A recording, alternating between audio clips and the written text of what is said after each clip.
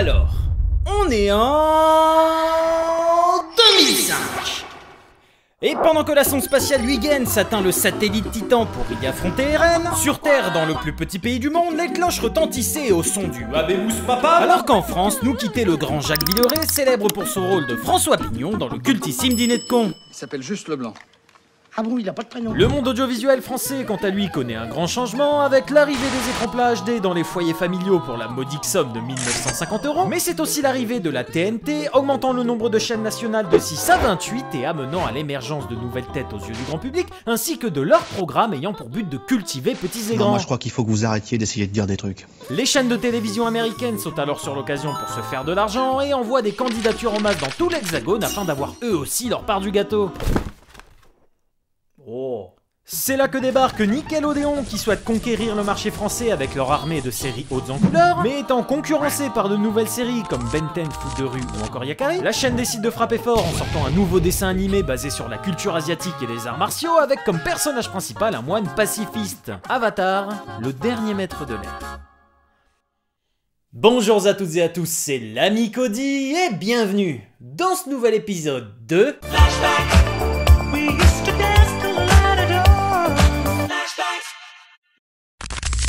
Avatar est avant tout la naissance d'un projet entre deux hommes que sont Mike DiMartino et Brian Konietzko, qui sont deux réalisateurs slash producteurs slash dessinateurs américains qui se sont rencontrés lors de leurs années universitaires. Et si à la base chacun travaillait sur des projets bien différents et vivait sa petite vie tranquille, un jour Brian vient vers Mike avec le croquis d'un petit robot avec une flèche sur la tête accompagné de son fidèle compagnon, Appa. Et oui, je sais que vu comme ça, il a pas du tout l'air pacifiste. Si. Ils soumettent donc le projet à Nickelodeon qui leur répondront qu'ils préfèrent un univers un peu plus magique avec un personnage principal non violent, mais n'étant pas particulièrement familiers avec l'univers de la magie, eux qui sont des habitués des arts martiaux, je pense que ça se voit, ils ressortent de cette réunion très abattus, mais ils auront une illumination lors d'une séance de yoga hebdomadaire qui leur feront prendre conscience qu'il serait bien d'associer les arts martiaux à la magie, faisant en sorte que ce soit les mouvements du premier qui invoquent le deuxième. Et si à la base il ne devait y avoir qu'un seul pays et donc qu'un seul élément rendant la série en 13 épisodes, c'est en étudiant pour les besoins du scénario qu'ils se sont rendus compte qu'il existait une infinité d'arts martiaux différents. Les deux amis décidèrent alors de créer 4 nations et donc 4 éléments différents, rendant une histoire plus grande, plus construite, voyant la série se prolonger en 61 épisodes. Nice. Et comme maintenant il y a 4 nations et donc 4 nouveaux styles de combat à inventer, ils vont faire appel à un maître des arts martiaux afin de les aider à créer ces superbes styles. Je parle ici de Kisu. Yeah. Bon, je ne vous connais pas. Kisu est un ancien consultant en arts martiaux qui apporte son expertise aux deux Gugus afin de produire une animation de combat fluide et cohérente. Pour ça, ils vont se mettre dans un gymnase tout pourri et regarder Kisu mélanger différents styles de combat afin d'amener un juteux mélange. On se retrouve alors avec comme base pour le feu du Kung Fu pour avoir des mouvements précis et brutaux. Pour l'eau, on aura le Tai Chi afin de contrôler les différentes énergies. Concernant l'air, ça sera le Bagua afin d'avoir de beaux mouvements rotatifs. Et pour la terre, le choix s'est porté sur le Hungar qui base sa force sur le fait de rester solide sur ses appuis comme un rocher. Le tout est accompagné par un staff hyper à l'affût qui participe même aux séances et se base sur les vrais mouvements pour animer les scènes, rendant la série extrêmement réaliste dans ses mouvements. Oui, je dis réaliste, enfin c'est si on oublie les différents éléments utilisés qui pourraient causer de sérieux dommages si on les reproduisait chez nous. Alors si on résume, on a les personnages, les nations, les pouvoirs, les arts martiaux, on a une boîte de production qui laisse tout faire, des gens passionnés, des musiciens, on a des dessinateurs talentueux, enfin... Qu'est-ce qu'on attend? L'eau, la terre, le feu, l'air. Autrefois, ces 4 nations vivaient en harmonie, mais comme il fallait un méchant à cette histoire, la nation du feu a décidé de brûler l'entièreté de la map et de réduire les gens en esclavage afin d'en revendiquer la possession et la souveraineté indiscutable. On est les méchants! Celui qui est censé les arrêter se nomme l'Avatar, une puissante incarnation qui se transmet d'une vie à une autre et qui est censée maîtriser les 4 éléments pour maintenir la paix sur Terre. Le problème, c'est justement qu'il y a 100 ans, ce type a complètement disparu, laissant le monde dans la désolation la plus totale. Alors, était-ce un complot de la Nation du Feu ou était-ce juste un mauvais avatar ou encore serait-ce juste un iceberg droit devant?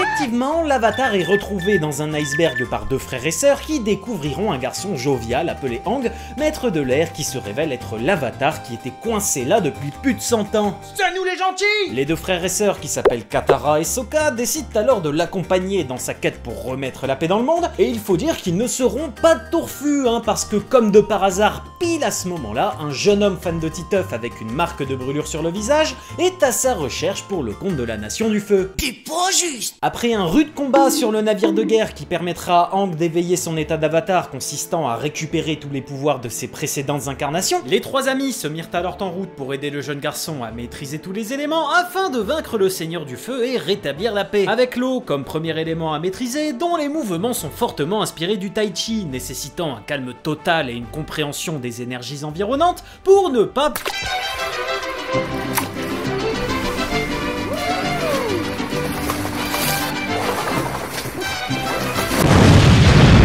Le premier arrêt pour notre petite troupe se trouve au Temple de l'Air. Ils vont y découvrir qu'après avoir compris que le prochain avatar était un maître de l'air il y a plus de 100 ans, la Nation du Feu a décidé de tout simplement rayer son peuple de la carte afin de sauter une génération afin qu'il revienne plus vite dans la Nation du Feu. Aang va alors se mettre très en colère, mais le pouvoir de l'amitié aura raison de lui, le poussant à continuer son voyage à travers le royaume de la Terre afin d'atteindre le pôle sud pour y maîtriser l'eau complètement pendant toute la première saison de la série. Parce que ce qui compte, c'est pas la destination, c'est le voyage.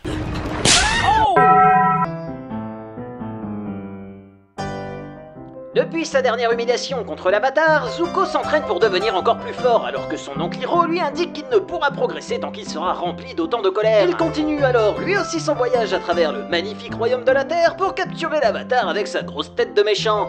Et c'est grand le royaume de la Terre? Le royaume de la Terre était autrefois une grande nation. C'est le centre mondial de l'agriculture et de la défense militaire et dont la capitale est Basingse. Cette nation est clairement inspirée du Japon avec comme habitant un peuple fier et courageux protégé par les guerrières Kyoshi, une armée composée uniquement de femmes habillées comme l'avatar Kyoshi elle-même et dont la chef est Suki, le love interest principal de ce bon vieux Sokka dans une relation que je qualifierais de...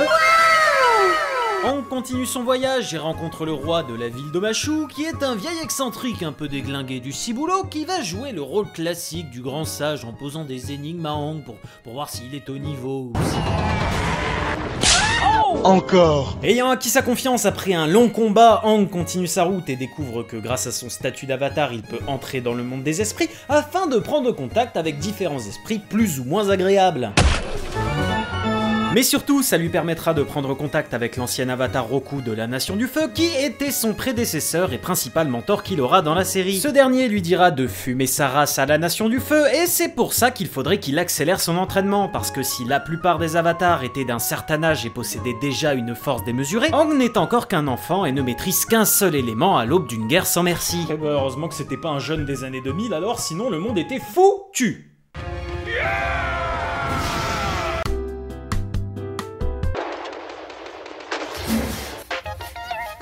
Ils arrivent enfin à la Nation de l'eau, où les gens ont froid et les poissons magiques tombent en rond dans un lac, et rencontrent enfin le grand maître de l'eau afin de permettre à Aang de maîtriser l'élément dans son intégralité, car si c'était sympa de faire la danse du ventre pour faire un pistolet à eau, il fallait bien apprendre un jour ou l'autre à invoquer des tsunamis. Zuko a échoué beaucoup trop de fois à capturer l'avatar. Il redouble donc d'efforts en s'entraînant encore plus intensément pendant qu'Hiro boit tranquillement du thé. Il prend donc la décision de lui aussi aller dans la Nation de l'eau pour profiter de la guerre entre cette dernière et celle du feu afin de capturer l'avatar une bonne fois pour toutes. Mais je comprends pas pourquoi il y a deux nations de l'eau. La Nation de l'eau est divisée comme dans notre monde en deux pôles. Celui du sud a l'air plus familial et primitif alors que l'autre est une grande cité avec une gigantesque forteresse. Et si les deux sont fortement inspirés des Inuits, l'information principale les concernant tous deux, c'est que le pôle Nord a la garde de deux poissons qui tournent en rond dans un étang, représentant la bénédiction de la lune qui confère tout leur pouvoir à toute la Nation de l'eau. Donc il est absolument essentiel de ne pas y toucher, au risque de voir se déclencher une sorte d'éclipse qui affaiblirait toute la nation. Hein ? Alors que Sokka profite de 5 minutes d'épisode pour tomber amoureux d'une autre incarnation de la lune qui est une jeune fille qui est tombée dans la potion magique quand elle était petite, la Nation du Feu attaque la cité, forçant tout le monde à se battre avec leurs nouvelles armes, mais pendant que Aang tente de contacter ses prédécesseurs par Skype, Zuko arrive pour l'enlever avant de se faire rattraper très rapidement parce qu'il a la merveilleuse idée de fuir dans une tempête de neige. Pendant son trip de Milan, Aang fait face à la créature aux 1000 visages qui... Bienvenue chez moi.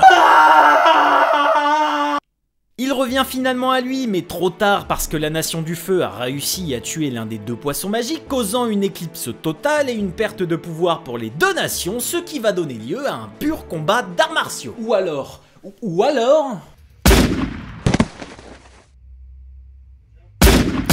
La situation est désespérée. Mais heureusement, le grand Hiro se rebelle et tabasse son supérieur pendant que, pour sauver la situation, la princesse de la Nation de l'eau qui avait hérité du pouvoir de la lune se sacrifie pour le bien de son peuple en se transformant en poisson lunaire, signant la fin de la saison 1, où globalement, rien ne s'est bien passé, vu que Aang ne connaît que 2 éléments, a brûlé son crush et tous les endroits ou presque par lesquels il est passé ont été détruits. Je suis un déchet, et ma place est avec les déchets. On pourrait penser que le début de la saison 2 serait un peu plus calme que ce sur quoi on a laissé les 3 amis. Mais à peine de retour au royaume de la Terre pour trouver un maître de la Terre à Aang, le chef tente de capturer le jeune garçon pour utiliser son état d'avatar afin de combattre la Nation du Feu. Après s'être enfui, ils sont à la recherche du roi Domashu, dont on découvre qu'il a été kidnappé par la Nation du Feu, et plus précisément par la grande sœur de Zuko, Azula. On est les méchants! Ils finissent quand même par trouver un potentiel candidat au titre de maître de la Terre de l'Avatar en la personne de Toph, une petite fille aveugle qui tire sa puissance de par le fait qu'elle puisse voir avec ses pieds, ce qui est vachement pratique quand vous êtes maître de la Terre, la mettant instantanément dans le top des personnages les plus puissants de la série. Je suis le plus grand maître de la Terre au monde, alors tâchez de vous en souvenir. Tu crois que je suis pas capable de coller des affiches toute seule? Elle est la tête en bas, c'est ça?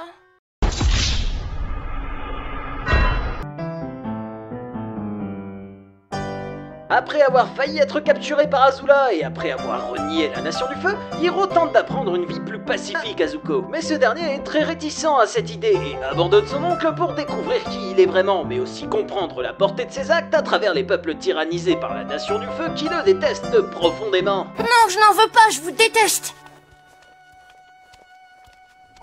On reprend avec nos amis qui s'entraînent durement à la maîtrise de la Terre, qui va leur permettre d'atteindre une bibliothèque cachée sous le sable qui contient tous les secrets du monde et est gardée par un hibou géant qui va tenter de les tuer parce que Sokka peut pas se retenir 2 secondes de voler des trucs. Et même s'ils apprennent à l'intérieur qu'une éclipse qui atténue les pouvoirs de la Nation du Feu va bientôt arriver, leur permettant de mettre au point un plan d'invasion, leur joie ne sera que de courte durée puisqu'ils s'apercevront à la sortie de la bibliothèque qu'Appa a été capturé et non pas une fois mais bien... Non mais tu m'étonnes que tous les nomades de l'air se soient fait tuer s'ils sont aussi cons. Eh oh, je te permets pas, c'est hyper insultant ce que t'es en train de dire. Oh regarde un chat. Les nomades de l'air sont considérés comme l'une des 4 nations du monde, pourtant ce sont les seuls qui possèdent 4 temples aux 4 coins du monde. Inspiré du bouddhisme, c'est la seule nation où chaque habitant est un maître de l'air. Et pour le devenir, rien de plus simple, il suffit d'inventer une nouvelle technique, comme Aang par exemple, qui a créé tout simplement le scooter de l'air. Mais quand on lui annonça qu'il était l'avatar, il s'enfuit le plus loin possible, se retrouvant de ce fait bloqué dans un iceberg. Ça va, je suis coincé. Hiro a maintenant récupéré Zuko et ouvre un restaurant de thé. Zuko décide alors d'abandonner son passé et se retrouve dans un état de santé misérable parce que son esprit lutte entre le bien et le mal. Il va pourtant devoir prendre les choses en main pour choisir qui il va devenir à l'approche d'événements terribles. Aang contrôle maintenant parfaitement la Terre et doit donc passer les 7 portes sacrées pour maîtriser complètement l'état d'avatar. Le but étant de se détacher totalement du monde matériel pour atteindre un état spirituel complet, mais malheureusement comme les auteurs avaient décidé de rajouter une saison supplémentaire, il s'empare magie que Katara est en danger et décide de ne plus jamais être en capacité d'avoir l'état d'avatar pour aller immédiatement la sauver dans le combat final de la saison 2 contre Azula qui devrait plus ou moins bien se passer au vu de ses nouvelles capacités. Donc, résultat des courses, le 3 gagné pour une cote à 4 contre 100, donc ça va, on s'en sort bien. Non, je parle de... À 4 contre 1 ? Waouh! Alors, je sais que ça fait beaucoup de fails pour l'avatar, mais ça me permet aussi de souligner à quel point les femmes sont fortes dans la série. Dans différentes interviews, Brian et Michael ont précisé qu'ils voulaient un nombre égal de personnages féminins et masculins, mais au-delà de ça, ils ne voulaient surtout pas que les personnages féminins soient traités uniquement comme des love interest ou des soigneuses. C'est le message qui est transmis avec Katara et sa maîtrise de l'eau. Il est interdit, dans notre tribu, de transmettre aux femmes la maîtrise de l'eau. Toph qui est la plus grande maître de la Terre, ou le fait que la méchante qui mette le plus de bâtons dans les roues de nos camarades soit une femme qui ne se conscientise nullement sur la portée de ses actes, au contraire de son frère qui passe son temps à avoir des introspections, ce qui était normalement réservé aux femmes à cette époque, l'amenant à devenir gentil. Oui, mais j'ai trahi mon oncle.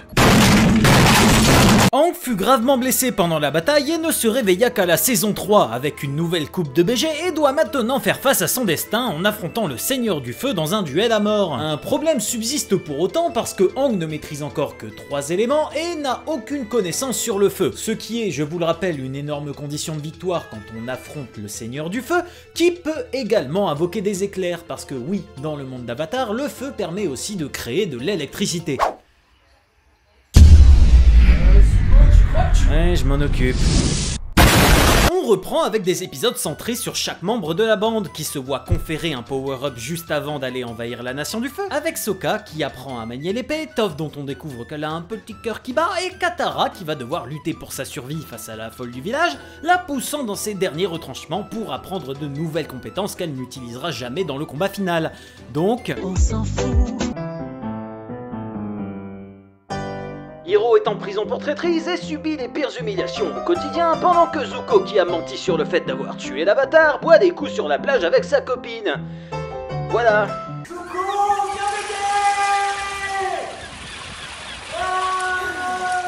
L'invasion commence et le plan se passe comme prévu. Ils parviennent facilement à aller dans la capitale et à terrasser leurs ennemis, mais petit problème parce que le Seigneur du Feu est bien plus intelligent qu'eux et savait qu'avec l'arrivée de l'éclipse, on tenterait de l'envahir. Donc il s'est caché dans une montagne afin que personne ne le combatte.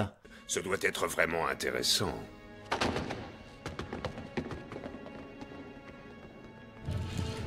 Avant toute chose... Et là, rebondissement, Zuko ne veut plus faire le gentil fils à son papa et s'en prend à toute la famille avant de s'enfuir comme Hiro l'a fait en tabassant les gardes de sa prison. Daddy, chill. What the hell? Cette opération aura alors été un énorme échec, puisque la plupart des soldats auront été capturés, alors que du côté de la Nation du Feu, ils sont maintenant bien plus forts que jamais, comme la grande comète de Sorin qui amplifie la puissance du soleil arrive bientôt, et qu'ils ne sont plus qu'au nombre de 5 pour défaire toute la Nation du Feu. Laissant un jeune garçon calvicieux de 12 ans comme seul espoir du monde entier face à une armée de plusieurs milliers de soldats sur... C'est mort, c'est mort, c'est mort, c'est mort, c'est mort.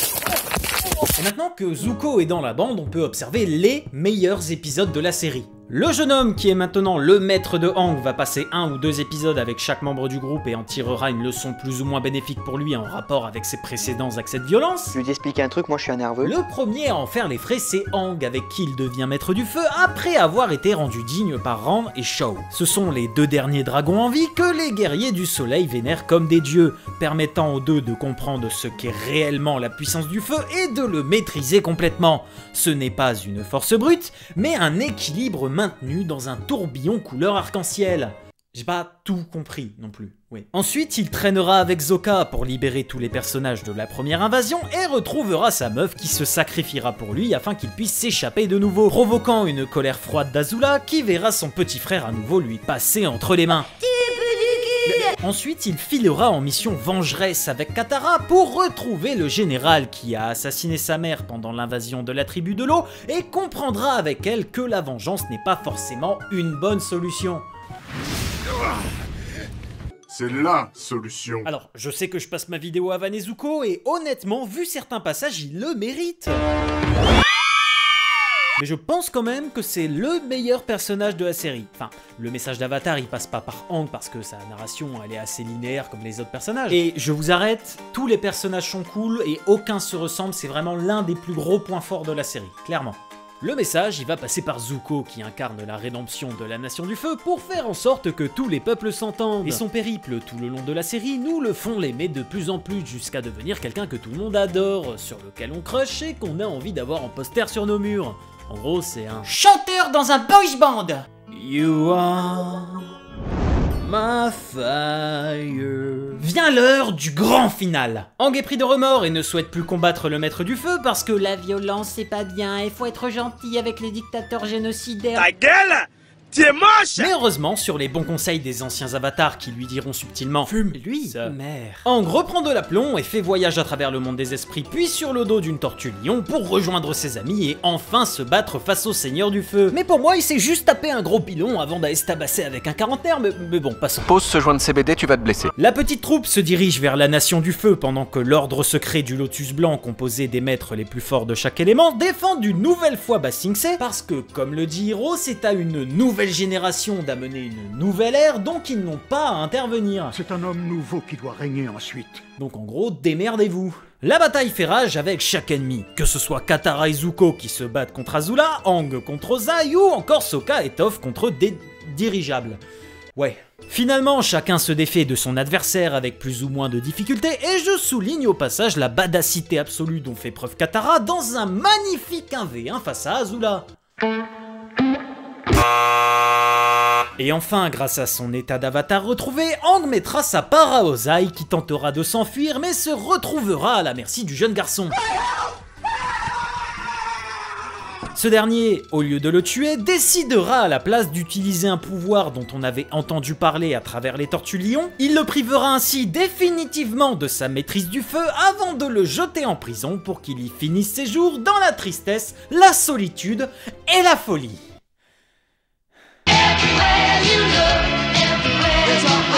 Et voilà, cette vidéo est maintenant terminée, je vous remercie de l'avoir regardée. Aujourd'hui, on est un peu plus de 1170 sur la chaîne, je crois, et je suis tellement heureux dans ma vie, ça va faire, là, dans quelques jours, ça va faire 3 ans que le premier épisode de Flashback est sorti, et je suis comblé de bonheur dans ma vie, j'ai tout ce qu'il me faut, et j'ai une chaîne avec des gens qui regardent. Alors certains diront, oui mais Cody, tes vidéos font 500 000 vues, mais qu'est-ce que je suis heureux de les faire, de vous proposer du contenu et de vous faire sourire. N'oubliez pas que ce que j'aime le plus au monde, c'est lire vos commentaires. Vous pouvez même juste m'envoyer un message sous un post au hasard si vous voulez pas commenter. Moi, je vous dis à la prochaine, c'était l'ami Cody, et on se retrouve une prochaine fois dans un nouvel épisode de Flashback.